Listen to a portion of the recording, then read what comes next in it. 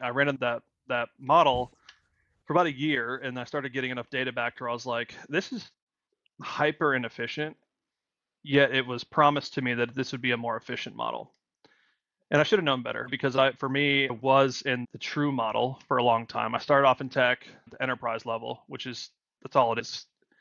Nothing's happening today, more than likely. 3% of the market's buying. We all know that whole stat.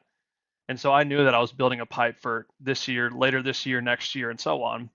Then I Mhm. left the tech world and went into a really obscure world of commercial insurance and risk management.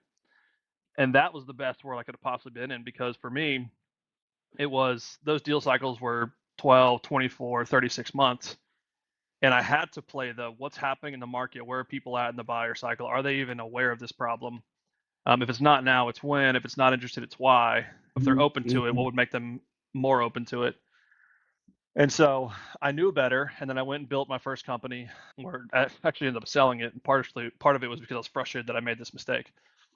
And I went and ran that model and realized that I was just throwing a ton of money at a problem that I already knew how to solve. And I thought that bringing in 23-year-old cheap, at the time, 55-year or $55,000 SDRs would solve the problem, and it just exacerbated the problem. We blew through our TAM. We had no future pipeline. It was always, what's the pipe for this quarter that we can close? Because we are going after the 3%. And I lost my way for a season, but never looked back.